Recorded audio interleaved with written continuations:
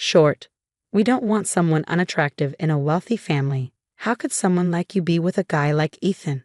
His parents kept insulting me and I felt a lot of anger inside. I understand. I'll leave now, but you've insulted my family and me. Please never get involved with us. It will be a waste even if you beg us. My name is Sarah. I'm a 25-year-old office worker. My family was very poor when I was growing up. We ate stale bread every day to fight off hunger. There were 4 of us: my father, mother, sister, and me.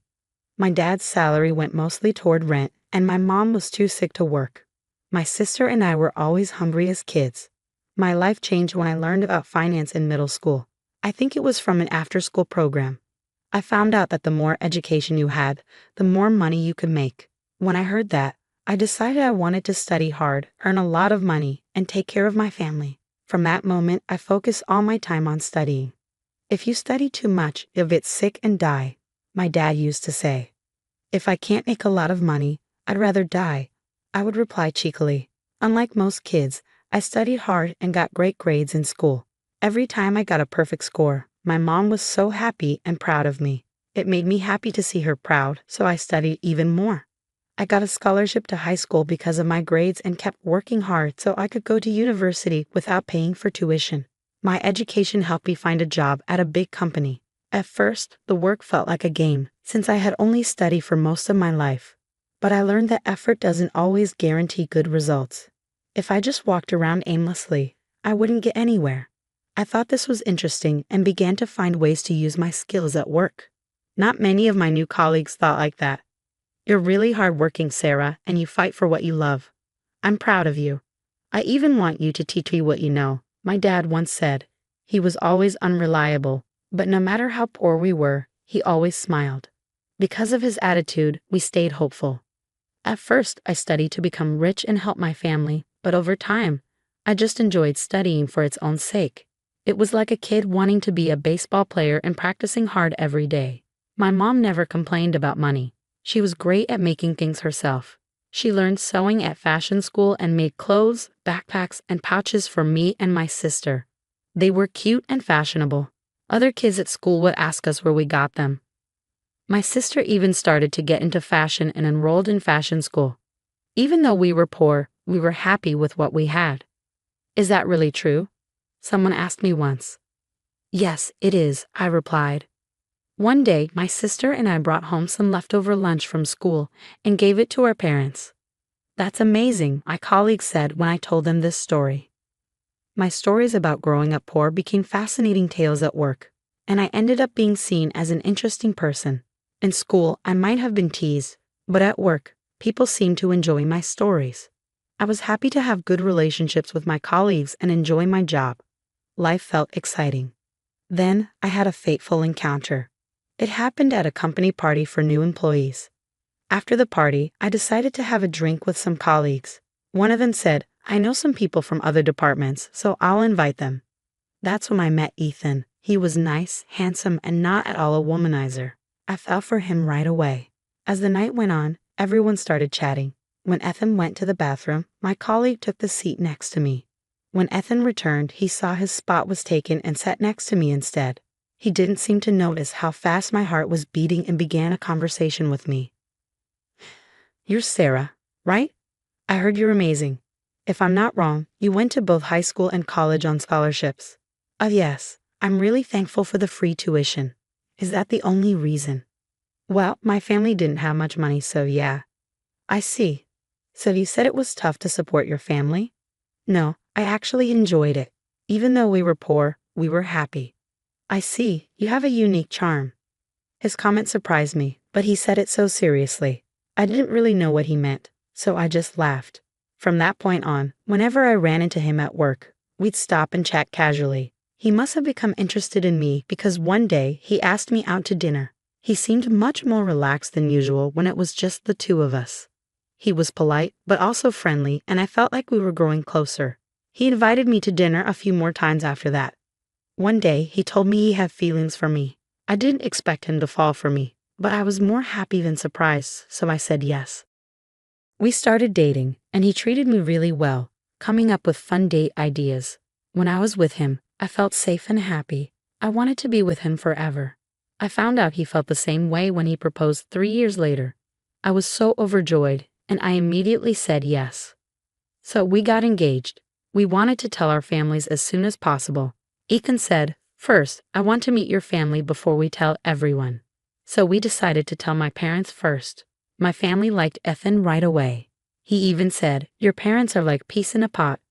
Then it was time for me to meet his parents. As his fiancé, it was important to make a good first impression. I was really nervous, so I carefully chose my outfit, got my hair done, and spent extra time on my makeup. After my mom and sister checked me over, I left the house looking perfect.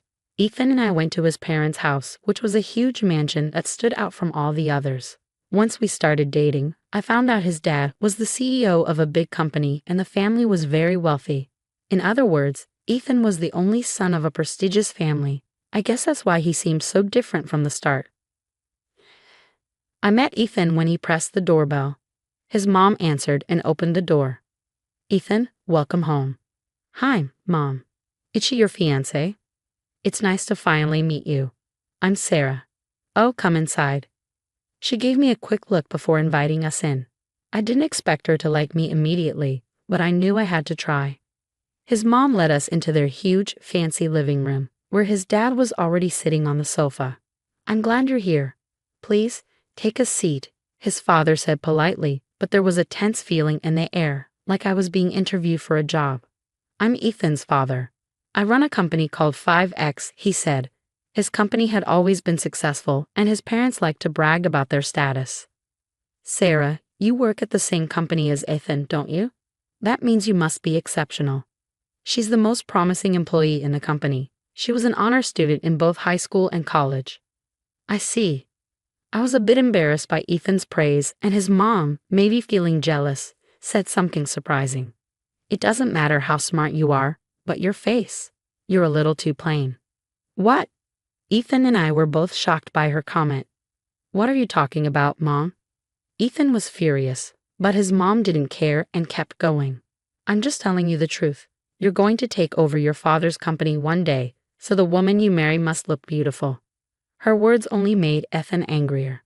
"What is this? That's ridiculous. I love her for who she is, no matter what she looks like.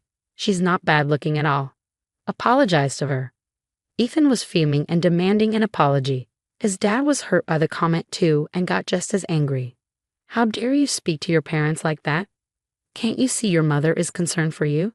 We don't want an unattractive woman in this family. We won't allow this marriage. Leave." His father waved his hand, telling me to leave. "What's wrong with you, Dad? I don't need your permission. I'm marrying her, whether you like it or not." "Hold on. We won't let you make such a mistake. You're just being fooled by her. She may not be pretty, but she's smart. She's manipulating you like a con artist." "That's exactly it. Talk to him too. Tell him you're not good enough for this family. How could someone like you be with a man like Ethan? I'd love to see the faces of your parents who raised you to be such a liar. They must be useless." His parents kept insulting me and I was filled with anger. "I understand, I'll leave now. But you've insulted both my family and me. Please never get involved with us again. It would be a waste even if you begged us." They laughed out loud. "Who's going to beg who? You think you're smart. I think you're just crazy." I ignored their rudeness and said, "Sorry to have bothered you," before leaving their house. Ethan followed me and apologized. "I'm really sorry about my parents." "Don't worry. You were trying to stand up for me, but they were so rude to you. I'm really disappointed in them. Lately, my dad's been acting like a tyrant at work. He doesn't get along with his employees. I think he's gotten too arrogant." "Well, my mom's always been like that, so I don't think she'll ever change." "I see." I was grateful that Ethan turned out to be a good person, even with parents like that. "Oh, by the way, that thing you said about not getting involved with your family?" "Yeah, I meant it. I was really angry when they insulted you. That's why I said it. But if you don't want me to, I won't go ahead. They deserve it. You should give them a piece of your mind." I got his approval, so I went ahead with my plan. I'm in the CEO's office at a company right now. "Dad, do you think he's going to call soon?" "I hope so." "Oh, here it is." "Yes, hello." My dad put the call on speaker. "Huh? Hello, what happened?" You suddenly want to cancel the contract. It's a shame, but I have a good reason to do so. What? What's the reason? You insulted my daughter and my family. You're Ethan's dad, right? Oh, I heard you treated my daughter badly when she visited. Oh my God, Sarah is your daughter. Yes, she's my sweet, precious daughter. Are you calling her ugly? I'm so sorry. I don't know how to apologize. You don't have to apologize. I won't accept it. I don't care what you said about me, but I'll never forgive you for insulting my daughter. My company is ending this contract right now. No. If such a big company pulls out, what will happen to mine? That's not my problem. Just live with integrity and stop judging people's looks. Then he hung up the phone. Thank you, Dad. I feel better now. I got a bit emotional. I'm sorry, Ethan, for causing trouble for your father. No. Don't worry about it. I'm glad you stood up to my father. Actually, my dad runs an egg company now. He's a big computer fan and even made his own computers. When he was dating my mom, he worked in an office job, but after she asked him, "Isn't there something you really want to do?" he quit his job and started following his passion. After my sister was born, he taught computer classes to earn money. Later, he started selling computers to his friends. And as word spread, the business grew. Now the company is big and works with other businesses, but he's still the same person. That's why I'm following my dreams too. No matter how rich we get, we still have the same heart we had when we were poor.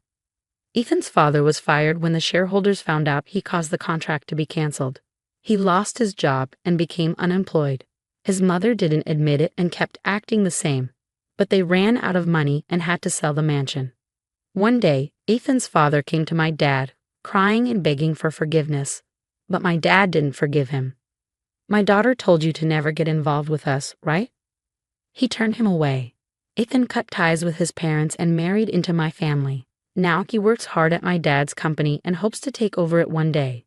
I told him you don't have to take responsibility. You can do what you really want.